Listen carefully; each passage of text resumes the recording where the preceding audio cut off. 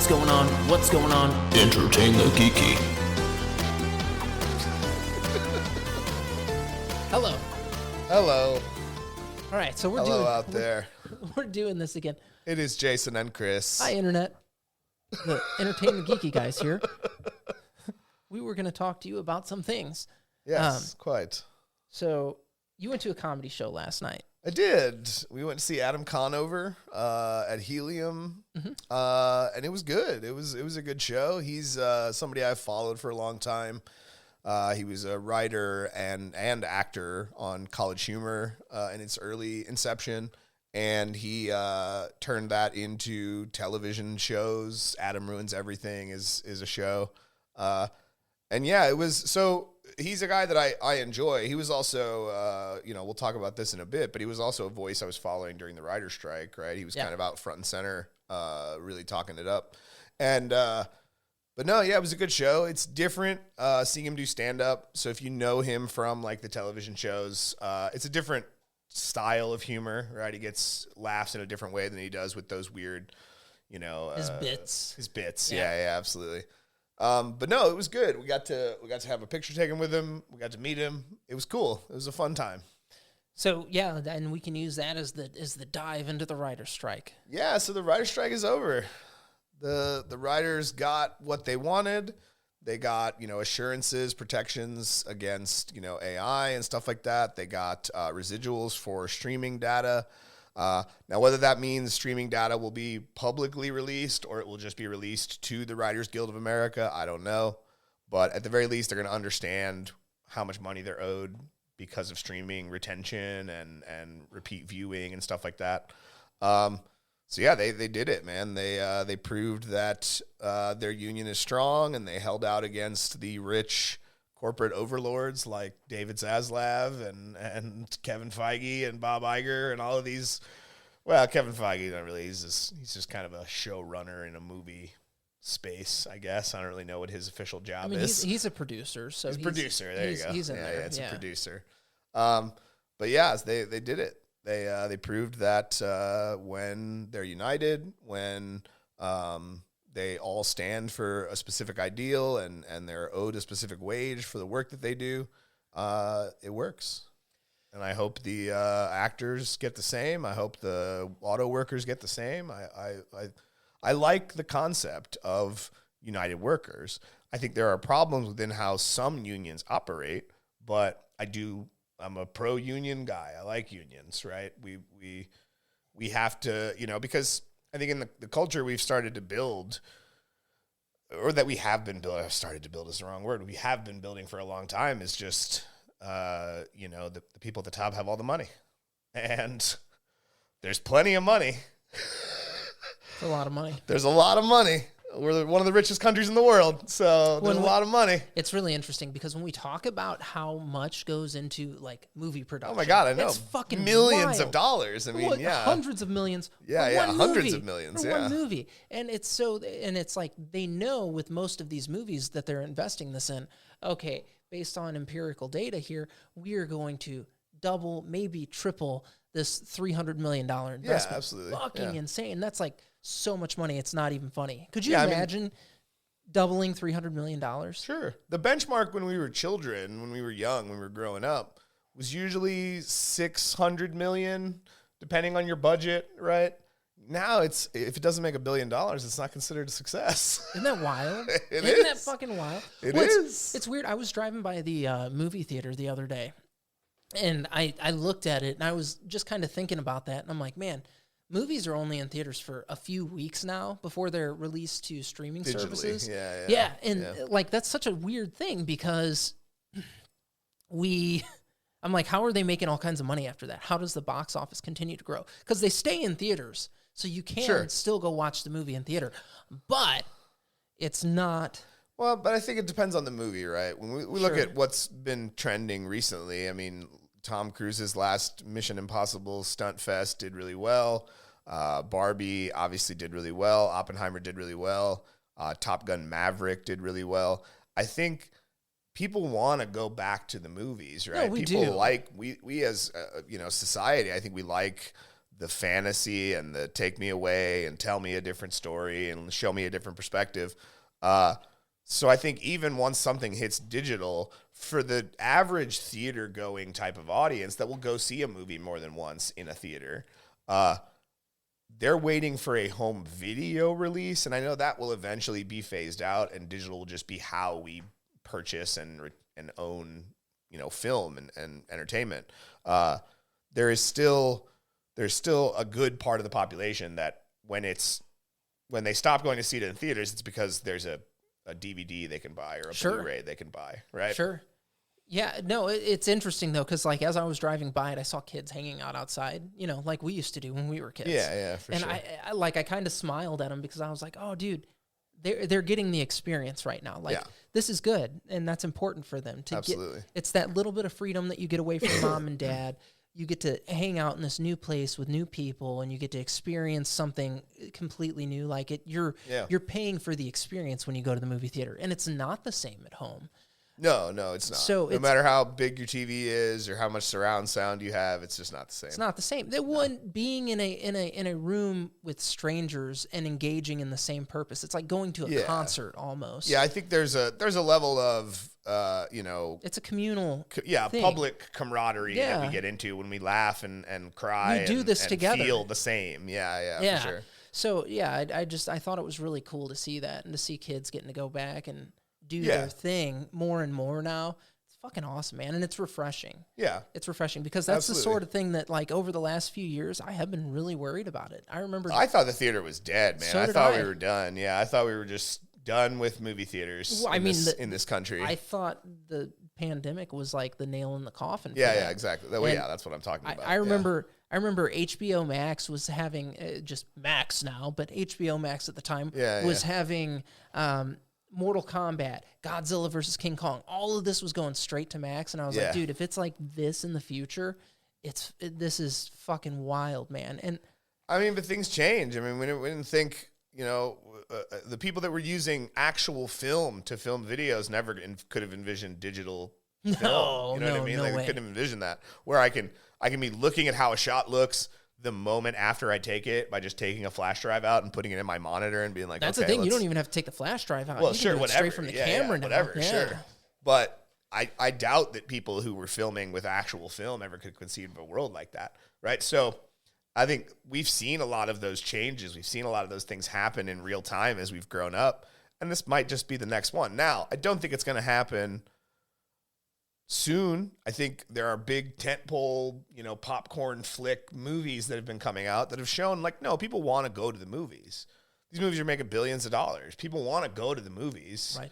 They missed that, right? That because, like you said, that community, the entertainment, the fantasy, it is going into someone else's world for a little while. Yeah, it's not about going and watching a movie. Yeah. That's part of it, but that's not the whole thing. Yeah. And like that's what was so refreshing is I'm like, oh, thank God. Like we still want to experience things. Right. And that was super cool. So yeah, I'm glad we're going to continue on now that the writers are back to work and filming and production has resumed on a few things. The actors are still on strike, but I heard it from the man himself at a show last night. One of the Writers Guild of America members said the actors are still on strike, but it's looking like that's going to get done soon. So cool. Yeah. Right on. So we're going to get lots of movies in the near future. Yeah. I mean, I think we've seen some things shift so that they can keep the schedule, or they could have kept the schedule full. But I wonder if now that once the actors strike is resolved as well, I wonder if that will change. Like, we can actually shift this back a little bit now, closer to its original date, because we're back in production on a thing that was going to come out after it. Right. Right. Yeah, I don't know. That'll be interesting to see how all that plays out. Maybe not back to its original date, but maybe a little closer to its original date. Right. You know what I mean? Like right. We'll move it instead of having it 4 months from its original date, it's only 2 months from its original date. Split the difference. Yeah, for sure. I don't know that. I mean, I'm just speculating based Wishful on the industry. thinking. Yeah, hopefully, right? Yeah, some movies coming up that I actually do want to see in the Marvel and in the Star Wars world. Whew. Yeah. Did you watch Ahsoka? No, I've been traveling. I'm sorry. I'm sorry. Could have done it the last night. I should have, but no, I was sleeping last night. Well, Yeah. That's important, I guess. I mean, it's a necessary evil, man. Like, I can't do all the other fun shit while I'm doing that, but if I don't do it, I will surely die. So there's that as well. Yeah, but there's some movies coming up I want to see, so I'm glad we're getting back to it. Getting back to production. I'm happy to see the late night comedic talk show hosts back. I was talking about that with you earlier. I like those guys. I think they're funny guys. I like Colbert and I like Seth Meyers and stuff. I think they're funny guys. I like John Oliver is probably my favorite, and I'm glad to see John Oliver back. I like John Oliver a lot. You're just a fan of entertainment. I like comedy. Yeah. I am a fan of entertainment for sure, but if I had to pick a genre that was probably the top for me, I like laughing. I like having a good time. I think everybody does. Yeah. Yeah. No, it's weird. I guess it doesn't flow into the show all that great, but talking about the different medias that we take in, Tara, my wife, was recently watching something about a serial killer right before bedtime. Yeah, I watch a lot of those murder porn. I can't fucking do it, man, especially before bedtime. So it fucks my head up. And last night we were... My head's already fucked up. There ain't much that can fuck it up more. Fair enough. But we were turning something on to go to sleep to, which I typically like to just turn on a stand-up routine so I can listen to it and fall asleep. Sure. I watch Scooby-Doo. Yeah. Something like that. Something that it's just background noise. Yeah, really. Yeah, for sure. And she's like, oh, man, it's a shame you don't like these true crime shows. And I'm like, man, right before I am the most vulnerable that I can be, when I'm sleeping and defenseless, the last thing I want to do is hear about how this motherfucker would jump in somebody's window and stab them right after he raped them. Like, not interested. Yeah. Good. It's some people's cup of tea, though, man. That true crime stuff, man. I do not sleep well on that shit. Sure. Nope. No thanks, man. Fuck Corey likes it. noise. My wife likes it. Yeah. No, I'm out. I'm out. All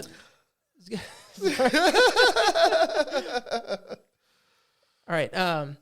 Next order of business. Yeah, shifting gears. Spider-Man 2 is a week or so away. It's on the horizon. It's closer than it was yesterday.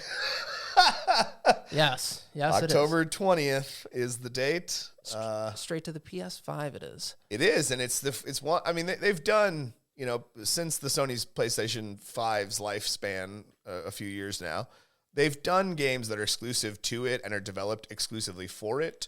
But most of the games that have come out on next generation consoles have also had last generation console releases, because it was hard to get next generation consoles for a long time for a lot of people during COVID. Now you can walk into a GameStop and buy a PlayStation 5 or an Xbox Series X, no problem. Walk into a Target, you can buy one. You know what I mean? Like, they're readily available now. So this is a big one, man. This is a few years into the console's life, and the original Spider-Man Insomniac game on PlayStation 4 blew us all away. It got remastered when the PlayStation 5 came out for PlayStation 5, and Miles was a launch title for PlayStation 5. Now, it also came out on PS4. But this is a big one, man, and all the early stuff has looked really good.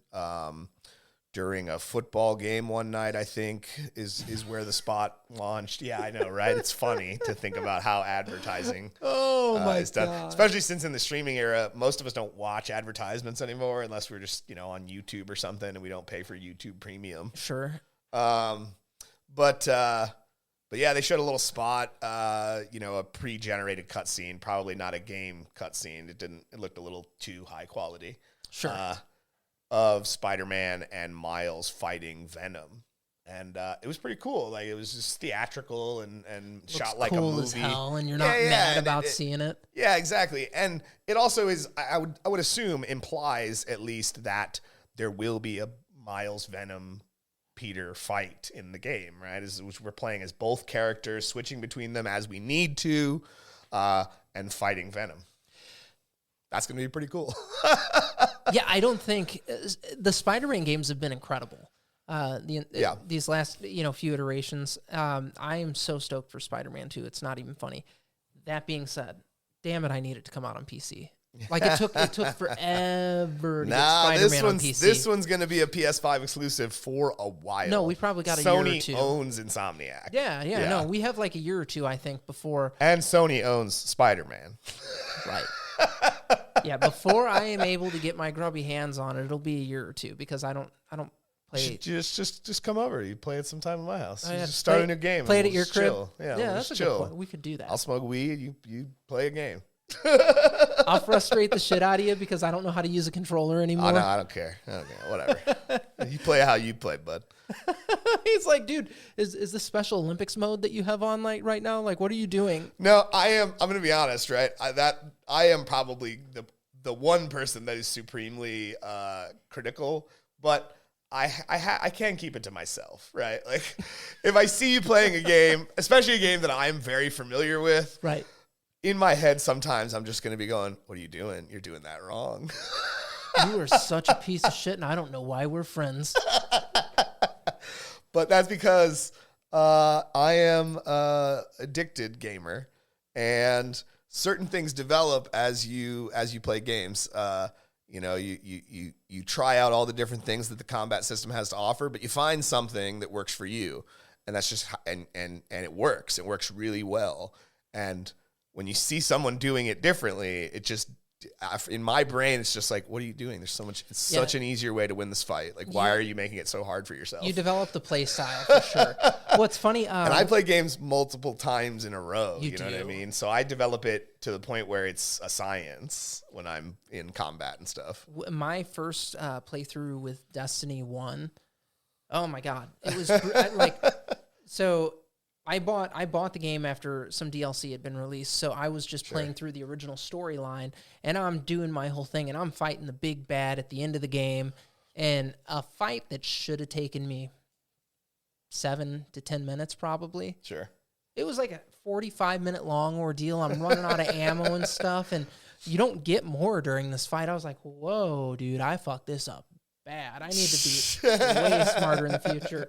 But it was, just total lack of experience at that point in time because I don't explore the game the way that you do, where you get into all the nooks and crannies of it and really grind it out. Well, and that's something I'm excited about this game too, is just exploring it, right? Because Insomniac, look, if I'm being honest with myself as a guy who's played all the weird Spider-Man games that have come out across console generations, Spider-Man 2 from PlayStation 2 was the first time I remember webbing had to stick to something, right? It wasn't just random, this is how Spider-Man moves.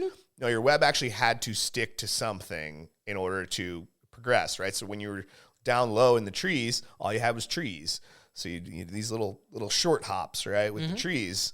And Insomniac took that and made it perfect.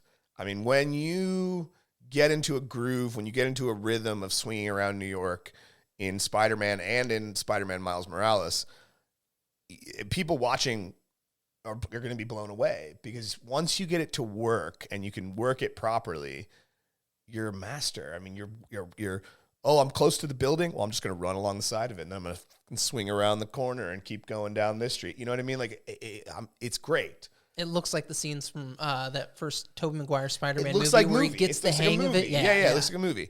And not only are we getting more of that in Spider-Man 2, but they've also added in the addition of the web wings, essentially making him a base jumper, giving him like a base jumper style suit. So you can kind of glide through the city. That's going to change it. That changes everything.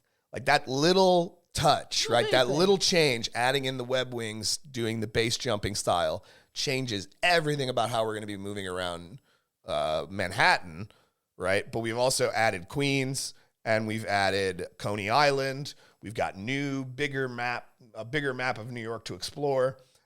If the first game is any indication, is going to be very, real style. This is what New York actually looks like, right?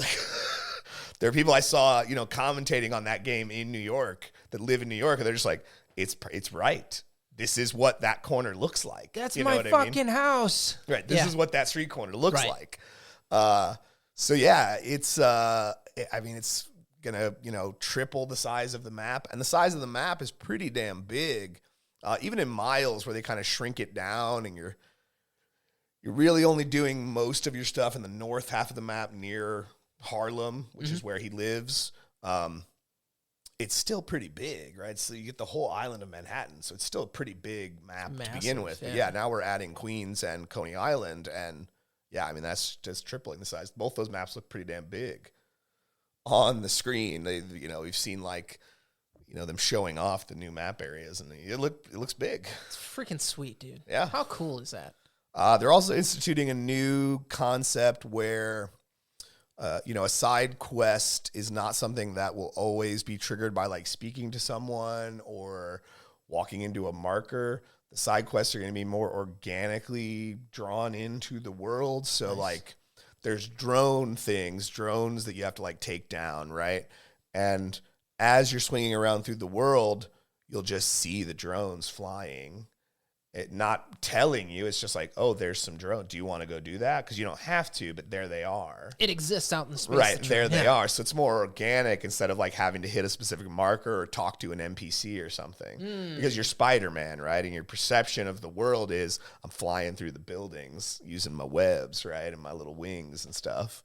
Yeah, using my webs. So yeah. I'm very excited. You're also going to get the Switch, and this may be a spoiler, it may not be. It's been all over the internet, of Harry Osborn being Venom. Interesting. Not something we've seen before, and I'm fine with that. I like the idea of the character can still be what it is, regardless of who the guy inside regardless is. Of host. Yeah, regardless of who the guy inside is. The character can still be what it is. And the Harry Osborn thing is an interesting thing because it leans more Ultimate Universe, because the Venom symbiote in the Ultimate Universe was something that Peter's father, Richard Parker, and Eddie's father, Eddie Brock's father, were developing for Oscorp to cure cancer. Like it would essentially be like a bath you would get in, and it would like get into your cells and cleanse all the cancer away, right? They were trying to cure cancer. And that, of course, led to Venom, right? And so it seems within the scope of these Spider-Man games, Harry Osborn had some kind of debilitating disease that actually took his mother.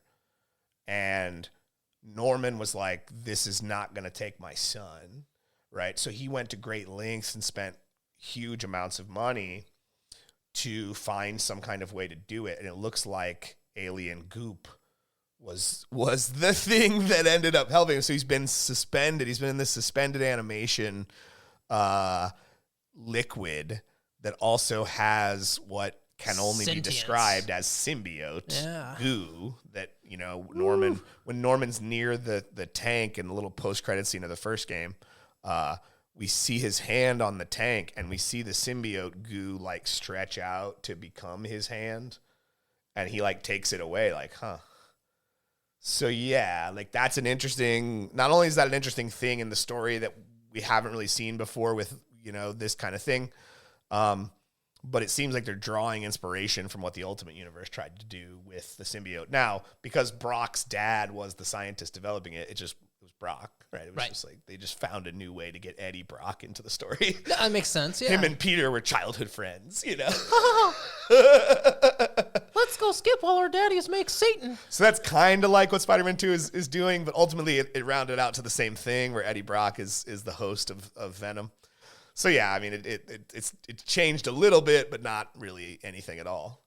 This one, using a whole new host, makes it inherently a different story that can, like I said, lead to Venom, right? Especially if Peter gets bonded to it first. Right. Because we've seen Peter in gameplay trailers fighting with the symbiote suit, right? He's bonded to the symbiote. Which was also probably going to lead to a boss fight where you're playing as Miles fighting Peter, and I'm pretty excited about that. That'll be a cool one, man. So fucking especially cool. If because excuse me, because Peter is a main character, especially if we would have part of the boss fight be played as Peter. Oh my God, dude. Fighting Miles. We have to fight Miles because the symbiote is taking over, So cool. Yeah, like that's interesting. And I've seen those things before. In fact, Legacy of Kain did a thing like that, where you fought a boss fight as both characters. In Legacy of Kain Defiance, you fought a couple of boss fights as both characters, Raziel and Kain. And it was pretty cool. Yeah, I'm all about that fight right there. Yeah. I think that'd be super fucking rad. Yeah.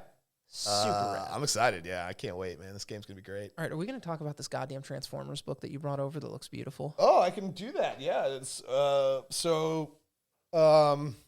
if you don't know, the license, Hasbro's license of Transformers and G.I. Joe recently left IDW Publishing, who had it for a long time and used it to great effect and made some pretty great stories out of it. I mean, shit, when Cobra Commander got killed, the whole arc in the Cobra book about who was going to become the next Cobra Commander, I mean, that had me on the edge of my seat the whole time, right? So yeah, they did some great storytelling with it, but they lost it, and it's now at Image. Todd McFarlane picked it up, an Image, and put it under Kirkman's purview, Skybound, yeah. his label within Image. And it all started with a book called Void Rivals, which we've talked about on the show before, I think. We have. Right? We have, yeah. Yeah. Sure.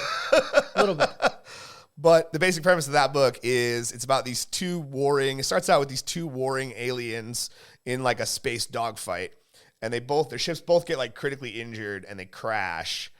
And they realize the only way they're going to get off this planet is to take the leftover pieces of both their ships and fix one. Ship. Yeah, fix one.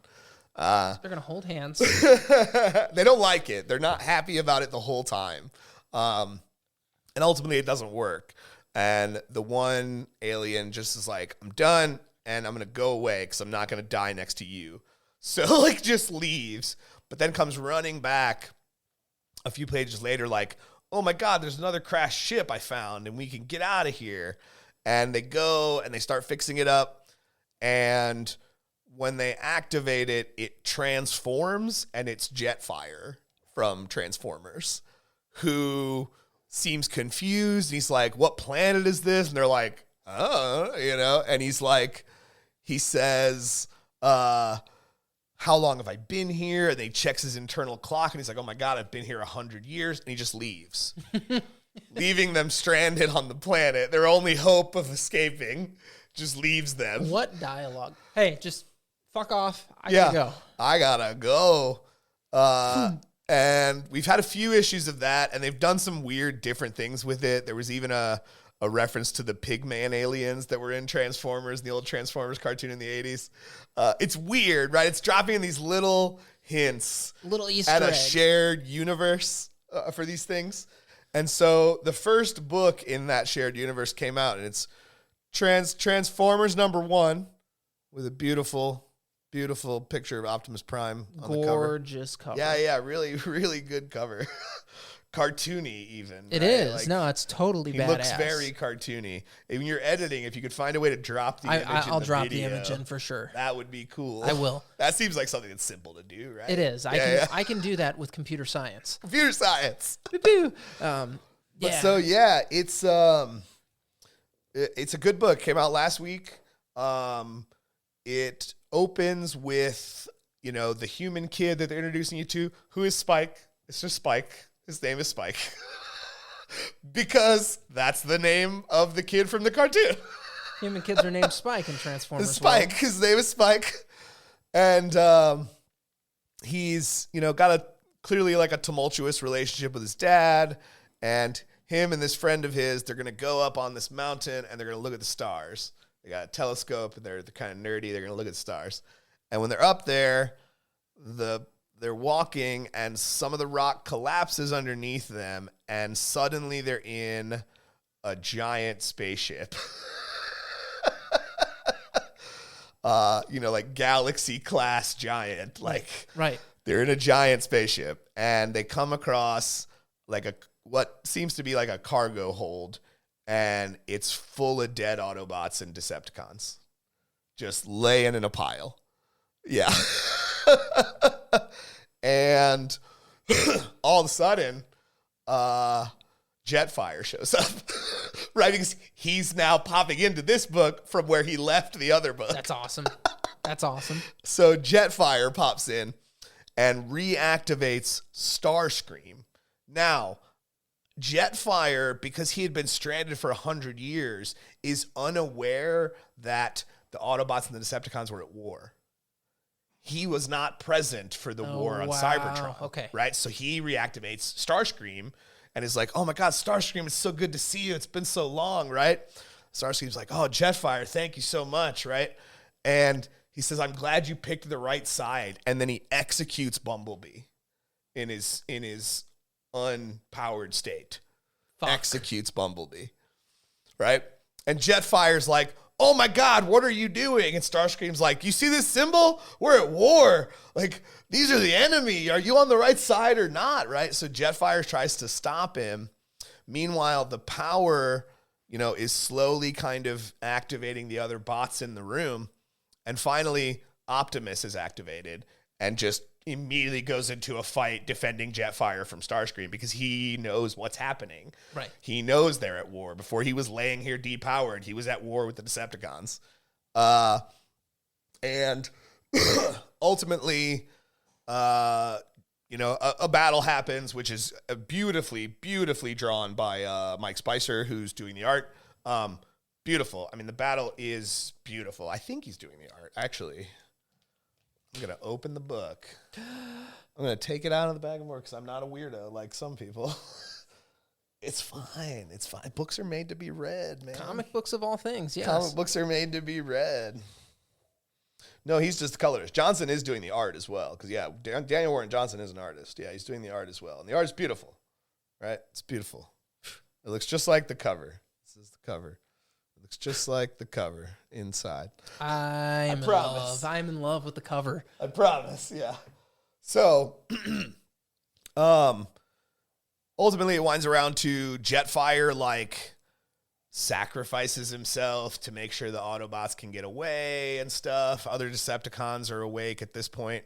Soundwave is awoken and has the little tape deck that the tape comes out and turns into like a wolf. And I was just like, this is great. This is cool as shit. This is cartoon Transformers in an adult setting. Right? How freaking cool. So the Decepticons retreat, a chase ensues, right? They transform because that's another thing Jetfire has prepared as he's repowering them is new forms. Because he came to this planet and he kind of looked around, I guess. And he was like, oh, cars. Yeah, we'll turn into cars. That'll be great. So they all roll out, right? And they take the kids with them, these two kids that were there. Because at one point, Optimus is trying to reach for a gun and the kids, help him. And the little girl is like, how do you know we're on the right side? And he's just like, I don't. But we're going to help this guy. He's big and red and blue. He must be a good guy. He also sees them and immediately tries to protect them, right? He doesn't try to harm them in any way. He's like, oh, stand behind me, tiny creatures. He doesn't know what a human is yet at this point. Get behind me. Right. These small ones, get behind me. And I don't know. I mean, I'm always going to hear him as Peter Cullen. Peter Cullen. Yeah. I'm never going to not hear him as Peter Cullen. No, of course not. He's always going to be Peter Cullen in my head. That's how I hear him. That's how he talks. So for the last 40 years, that's exactly how he's talked. Yeah. So, they managed to get away. They mourn the loss of Bumblebee. I don't know if we're going to have a Bumblebee in this story. So Bumblebee is the sacrificial lamb in Transformers, though. And he always has so. I don't think so anymore, though, because they've made Bumblebee kind of the relatable character to humanity. But not the anymore. One who befriends humanity. This is the same one from the cartoon. I know, I get it. I get it. Fucking killed off in the movie. I get it. But yeah, he dies. Well, they killed every Transformer in Transformers the movie. They were trying to start a new Transformers line. But they really killed Bumblebee. He was one of the first ones to go in there. I understand. So yeah, I think we're done with Bumblebee. I think Bumblebee's dead. Starfire executed him. To be fair, he was kind of lame in the cartoon. Yeah, I don't know, man. I great. liked all the Transformers. I think they all had something that endeared them to me. I'm not saying that he wasn't a cool character. Yeah. If I had to have a giant fighting robot fighting on my behalf, I didn't want it to be Bumblebee. I wanted Wheeljack or Optimus Prime, maybe an Ultra Magnus, not him. Yeah. Or an Ironhide. Yeah. That's who you wanted fighting Optimus for me. I mean. So yeah, then the comic Prime. Yeah, the comic ends with we cut back to the Decepticons who Starscream appears to be the leader of, right? They're all in deference to him throughout the dialogue they're having. And at one point, one of them starts to mention Megatron, and he just looks to him like, do not say his name. And I was just like, what's happening? Like, what happened to Megatron? Why is Starscream the leader? Why are they all bowing in deference to Starscream? So Starscream has to go out and find a new source of power because this ship they came in, he's like, we can get this ship going again. And it's this big, like I said, Galaxy-class ship that's buried under a mountain, right? Because it crash landed hundreds of years ago. Right. And we found the Energon. Comes across a power plant where Spike's dad works, right? And again, him and his dad have this kind of tumultuous thing. His dad appears to be an alcoholic. His mom is dead. Well, I don't know. Jesus. Yeah. He's a tragic little kid, for sure. This is like brutal Transformers here. Yeah. So his dad manages, they see Starscream. They're like, oh, my God. And they run away, except his coworker gets picked up by Starscream, and he watches as Starscream's like, you must be a native to this planet. You're kind of tiny and squishy, huh? And he just crushes this man to death. And Spike's dad witnesses this, right? So I think in my head of heads, dissecting all the details, I think what they're building is a further division between Spike and his dad, where Spike thinks the robots are good, but his dad saw a robot squish a human to death. Right. Jesus. How fucking... that's so intense, though. Yeah. And that's it. That's where the book ends, is watching Spike's dad see his coworker get murdered by Starscream, who is apparently the leader of the Decepticons currently. Yeah. Optimus is still the Prime. He has the spark, right? Jetfire says something about that during the little battle that they're having. Or the Matrix of Leadership. That's the Matrix of Leadership. Yeah. He says that. He said, I wasn't aware they gave you the Matrix, Optimus, right? Because the last time Jetfire saw Optimus, they were living on Cybertron. Right. Everything was hunky-dory. Yeah. Jetfire got sent out to find a planet that could serve as a base of operations, right? A home, a new home they could go to in the event of the unforeseen. So maybe there was political discourse going on Cybertron, but it hadn't yet become a full-on war. Dude, if they take Transformers there, holy cow, man! Right, give us a full-blown grown-up book. Yeah. Maybe the Autobots were taking precautions in case this went into full-blown war, but it hadn't gotten to war yet. So as far as Jetfire is concerned, they weren't having a war. Right. That's why when he shows up, he's happy to see Starscream. It's an interesting kind of twist. Oh. But I don't think we have Jetfire anymore either. I think Jetfire's done. He did. Yeah, I think he did. Fantastic. Because in fact, Optimus says I can save him, and Ratchet, one of the other Autobots, says, "Look, the Matrix can do a lot, but it can't stop the inevitable." He's dead. He's gonna die. The Matrix could heal him if he wasn't mortally wounded, but no, he's dying. He's gonna die. You can't fix death. His spark is going to join the All-Spark now. Yes.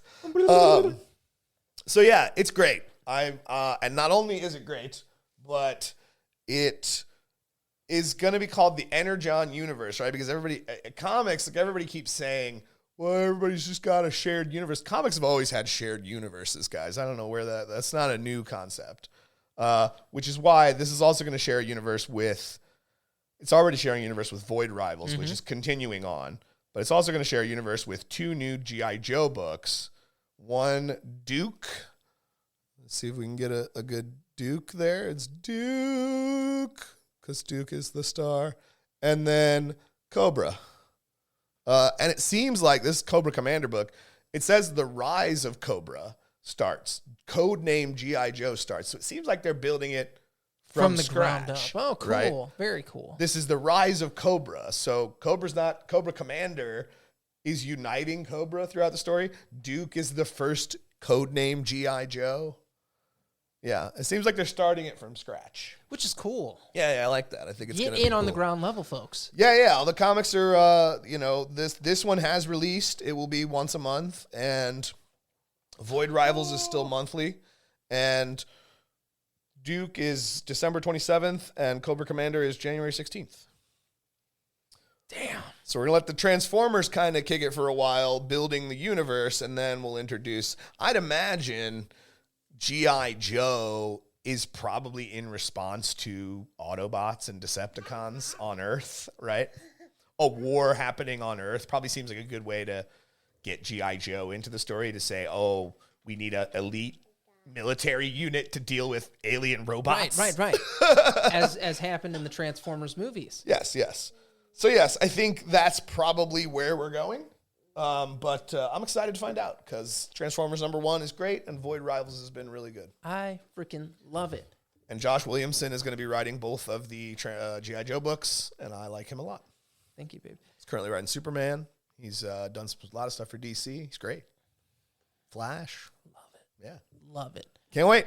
On that note, go to your local comic shop. Yeah. Get you a couple of books. There's some good places to jump on right now. So Yeah, you yeah. can This get is just into the a new start. story. Yeah. And really see it fleshed out and see that new world fleshed out. Yeah, and they've been multiple printings of Void Rivals. You can find a Void Rivals. As long as you don't care that it's not a first printing, you can find a Void. They've printed it many times now. And you can find a first printing online, I'm sure. Oh, sure you can. Yeah. But if you don't care about that. Yeah. But if you need to collect, Yeah. you can. Also, go to entertaininggeeky.com. You can follow us on all of our social media there. You can stay up to date on some of the blog posts and all that good jazz. I have been doing a little column called Nerd Rage, where I've been doing a couple of paragraphs bitching about this, that, or the other, as old people do. Yeah, Get off yeah. my lawn. We're there now. Oh, totally there. We just have to start bitching about young people now. And that's It's the rules. I haven't bitched about anybody young yet, but I have bitched It's the rules, about, man. I bitched about time. Sometimes I see teenagers and I'm like, damn teenagers. You get out of here. I don't know why. It's just something you just have to do, apparently. So yeah, like, comment, subscribe. Please. As always, stay geeky.